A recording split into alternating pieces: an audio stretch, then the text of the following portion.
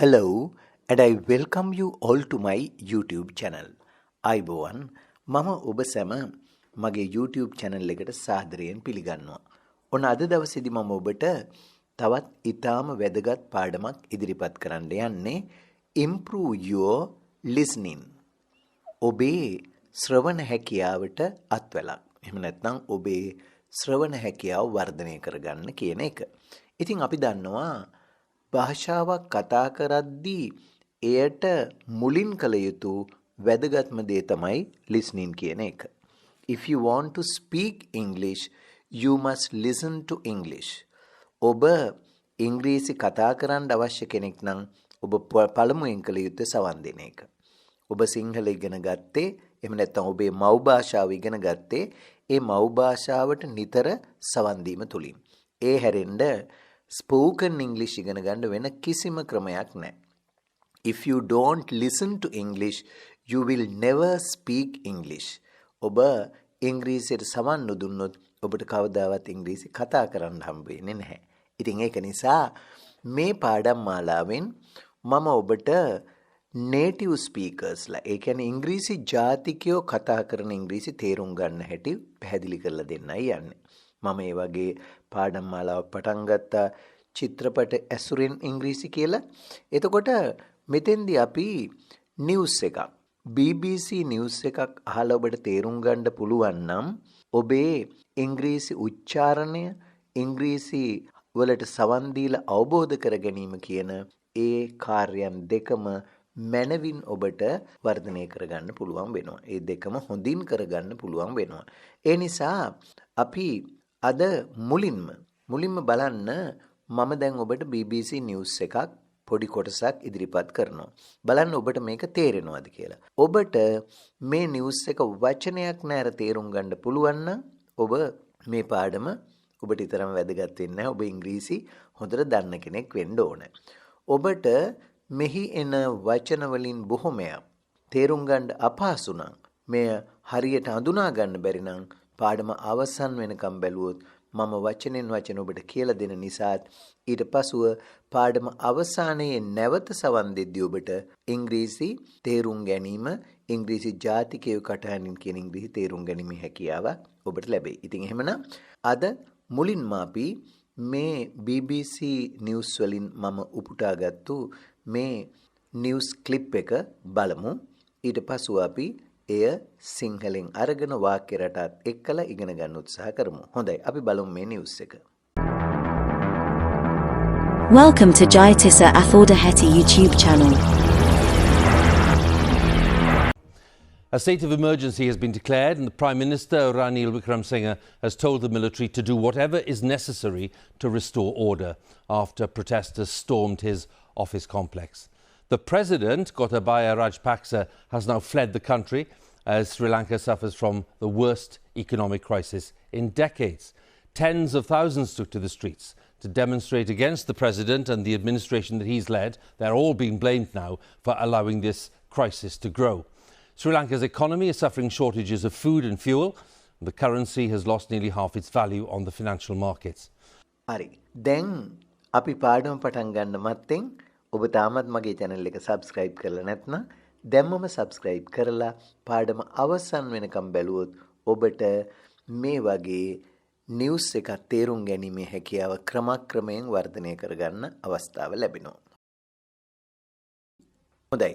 දැන් ඔබ අර සවන් දුන්න නිවුස් එක කොතෙක් දුරට ඔබ තේරුණාද කියන එක ඔබ දන්නවා. හොඳයි. දැන් එහෙමනම් ඒ අහපු නිවුස් එක අපි කොටසින් කොටස අහලා තේරුම් ගමු. වචන උච්චාරණය කරන ආකාරය තේරුම් ගන්නවා. වගේම අලුත් වචනත් වාක්‍ය රටාත් ඔබට ඉගෙන ගන්න ඕන අවස්ථාවක් ලැබෙනවා. අපි මුලින්ම මේ පළවෙනි කොටසට සවන් දෙමු. Now you look and listen. දැන් බලාගෙන අහන්න. A state of emergency has been declared and the Prime Minister Ranil Wickremesinghe has told the military to do whatever is necessary to restore order after protesters stormed his office complex. හරි. දැන් අපි තේරුම් ගන්න උත්සාහ කරමු. A state of emergency. A state of emergency කියලා කියන්නේ හදිසි තත්වයක්. state කියනවා තත්වයට a state කියන්නේ තත්වයක්. ඒක සම්බන්ධ කරනවා මොන තත්වයක්ද? of emergency. emergency කියන්නේ හදිසි තත්වයක්. has been declared. ඔය නීතියක් වගේ දෙයක් මොනවා හරි දෙයක් ප්‍රකාශයට පත් කරනවාට කියන්නේ declare කියලා. දැන් ඇදිරි නීතියක් වුණත් curfew has been declared. ඇදිරි නීතිය පනවනු ලැබ ඇත. එතකොට has කියන්නේ තියෙනවා. මෙතන been යොදාගත්තේ ක්‍රියාවට යටත් වන දේ මුලින් තියෙන නිසා. ඒ කියන්නේ කර්මකාරක වාක්‍යයක් නිසා. කරපු කෙනා නෙමෙයිනේ මෙතන ඉන්නේ. එතකොට අපි කරපු කෙනා දන්නේ නැත්නම් හෝ වැදගත් නැත්නම් අපි කරන දේට මුල් තැන දෙනවා නම් කර්මකාරකයෙන් ලියනවා මේ විදිහට a state of emergency has been declared. ඒ කියන්නේ ප්‍රකාශයට පත් කරලා තියෙනවා. and ඒ වගේම the prime minister Ranil Wickremesinghe, the prime minister අග්‍රාමාත්‍ය Ranil වික්‍රමසිංහයන් has told. එතනක් තියෙන present perfect වාක්‍යයක්. හැබැයි ඒක passive voice නෙමේ. මොකද ඒ කියපු කෙනා මුලින් ඉන්නවනේ කර්තෘ. ඒතර කර්තෘ කරන නිසා අපි ගන්නෙ has එක්කලා past participle ස්වරූපය. කර්තෘට යමක් වෙනවා නම් එතකොට අපි ගන්නෙ has been එක්කලා ක්‍රියාවේ past participle ස්වරූපය. එහෙනම් මේ දෙවෙනි වාක්‍යයේදී and වලින් සම්බන්ධුන the prime minister Ranil Wickremesinghe has told. අග්‍රාමාත්‍ය Ranil Wickremesinghe කියලා තියෙනවා මොකද්ද? the military හමුදාවට කියලා තියෙනවා. මෙතන දන්වලා තියෙනවා to do කරන්නට whatever is necessary. ඕනම දෙයක් whatever කියන්නේ මොකක් හෝ දෙයක් necessary is necessary අවශ්‍ය ඕනම දෙයක්. whatever is necessary කියන්නේ අවශ්‍ය ඕනම දෙයක් කරන්නට කියලා තියෙනවා. එහෙම නැත්නම් දැනුම් දීලා තියෙනවා. කවුද? අග්‍රාමාත්‍ය රනිල් වික්‍රමසිංහ. මොකටද? to restore order. ඒ කියන්නේ සාමය යථා තත්වයට පත් කර ගැනීමට. restore කියලා කියන්නේ යම් කිසි දෙයක් යථා තත්වයට පත් කර ගන්නවට. restore order සාමය යථා තත්වයට පත් කර ගැනීමට කොයි වෙලාවේද? after protesters stormed his office complex. after කියන්නේ පසුව විට. මොනවට පසුවද? protesters කියලා කියන්නේ විරෝධතාකරුවන් stormed his office complex. storm කියන්නේ කඩාවදිනවට. his office complex ඔහුගේ කාර්යාල සංකීර්ණයට.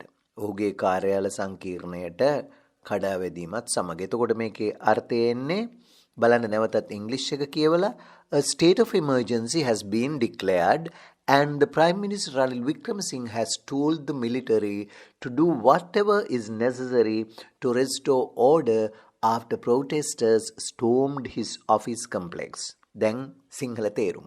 හදිසි තත්ත්වයක් ප්‍රකාශයට පත් කර ඇති අතර විරෝධතාකරුවන් සිය කාර්යාල සංකීර්ණයට කඩා වැදීමෙන් පසු සාමය යථා තත්ත්වයට පත් කිරීමට අවශ්‍ය ඕනෑම දෙයක් කරන ලෙස අග්‍රාමාත්‍ය රනිල් වික්‍රමසිංහ හමුදාවට දන්වා තිබේ. නැවතත් අපි සවන් දෙමු මේ කොටසට ඉංග්‍රීසි ජාතිකයෙකුගේ කටහඬින්ම. A state of emergency has been declared and the Prime Minister Ranil Wickremesinghe has told the military to do whatever is necessary to restore order after protesters stormed his office complex. හොඳයි. දැන් අපි මු දෙවෙනි කොටසට. සවන් දෙන්න. Look and listen. බලාගෙන අහගෙන ඉන්න. The President, Gotabaya Rajapaksa, has now fled the country as Sri Lanka suffers from the worst economic crisis in decades. දැන් බලමු එය. President Gotabaya Rajapaksa has now fled the country. President Gotabaya Rajapaksa මොකද්ද? ජනාධිපති Gotabaya Rajapaksa has now fled. එතකොට has කියන්නේ තියෙනවා. මෙතනත් තියෙන present perfect වාක්‍යය. Ranil Wickremesinghe has told කිව්වා වගේ මෙතන Gotabaya Rajapaksa has fled. fled කියන්නේ පලා ගොස් ඇත. පලා ගොස් ඇත. flee කියන්නේ පලා යනවා. fled. එතකොට President Gotabaya Rajapaksa has now fled. එතන දැන් පලා ගොස් ඇත.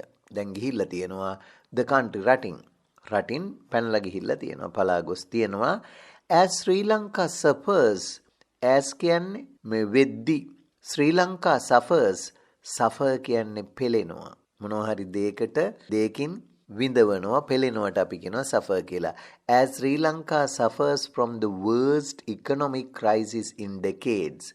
දශක ගණනාවකින් ශ්‍රී ලංකාව කියන්නේ නරකම කියන තමයි. දැන් bad කියන්නේ නරකයි. ඒකේ comparative ස්වරූපය worse, superlative ස්වරූපය worst. worst කියන්නේ නරකම. bad කියන්නේ නරකයි. ඒකේ තුන්වෙනි ස්වරූපයේ superlative ස්වරූපය හැදෙන්නේ bad නරකයි, worse වඩා නරකයි, worst කියන්නේ නරකම. එතකොට ශ්‍රී Lanka suffers from the worst economic crisis in decades. decades කියන්නේ දශක ගණනාව.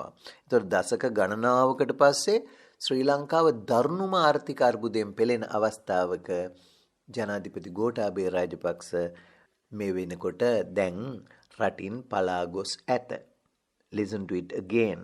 President Gotabaya Rajapaksa has now fled the country as Sri Lanka suffers from the worst economic crisis in decades. දැන් අපි නැවතත් ප්‍රවෘත්තියට සවන් දෙමු. The president, Gotabaya Rajapaksa, has now fled the country as Sri Lanka suffers from the worst economic crisis in decades. හොඳයි අපි එමු ඊළඟ එකට. බලන්න look and listen.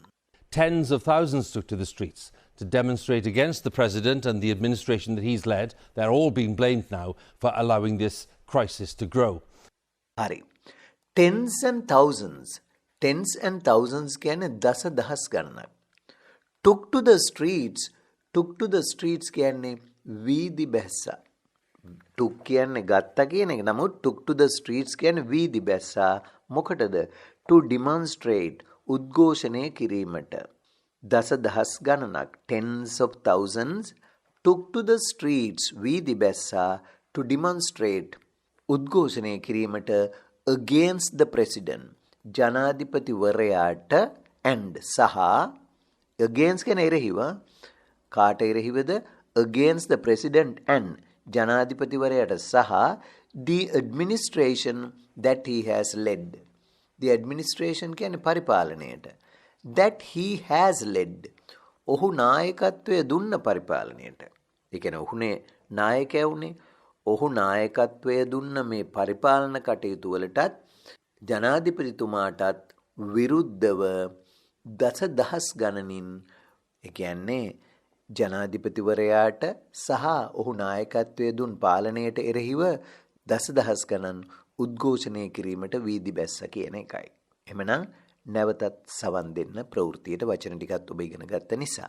Tens of thousands took to the streets to demonstrate against the president and the administration that he's led. They're all being blamed now for allowing this crisis to grow.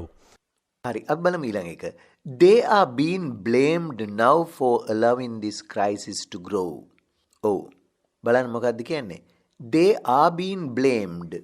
මෙතන තියෙන්නේ passive voice continuous වාක්‍යයක්. present continuous passive. They කියන්නේ ඔවුන්ට. are being blamed චෝදනා කරනු ලබමින් තියෙනවා. ඒ කියන්නේ ඔවුන්ටයි චෝදනා ලබන්නේ දැන්. ඔවුන් තමයි චෝදනාවට ලක් වෙලා තියෙන්නේ. ඔවුන් කියන්නේ මේ රජයේ අය ජනාධිපතිතුමා ඇතුළු. එතකොට they are being blamed now දැන් ඔවුන්ට දෝෂාරෝපණය කරමින් තියෙනවා. එහෙම නැත්නම් චෝදනා කරමින් තියෙනවා for allowing this crisis to grow. මේ අර්බුදය වර්ධනය වීමට ඉඩ දීපු එක සම්බන්ධව. They are being blamed now. ඔවුන්ට දැන් දෝෂාරෝපණය නැත්නම් චෝදනා එල්ල කරමින් තියෙනවා for සඳහා කුමක් සඳහාද? allowing. allow කියන්නේ ඉඩ දෙනවා.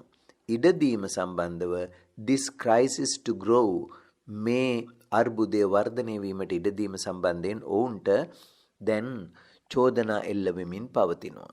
ඒකත් passive voice වාක්‍යයක්. හොඳයි අපි යමු ඊළඟ එකට. Now you listen to this. Then මේට සවන් දෙන්න. Sri Lanka's economy is suffering shortages of food and fuel. The currency has lost nearly half its value on the financial markets. හරි බලමු දැන්. Sri Lanka's economy is suffering shortages of food and fuel.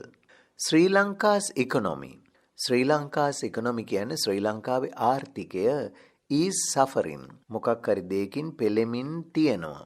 is කියන්නේ තියෙනවා, suffering පෙළෙමින්. මොනවෙන් පෙළෙමින්ද?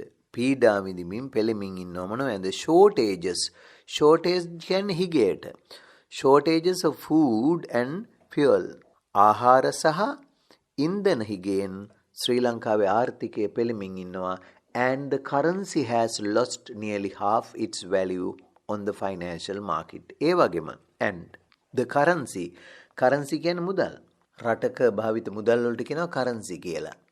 එතකොට and the currency has lost නැති වෙලා තියෙනවා. අහිමි වෙලා තියෙනවා. ඒ කියන්නේ මුදලට අහිමි වෙලා තියෙනවා nearly half its value. එහි වටිනාකම ආසන්න වශයෙන් අඩකටත් වඩා අඩු වෙලා තියෙනවා.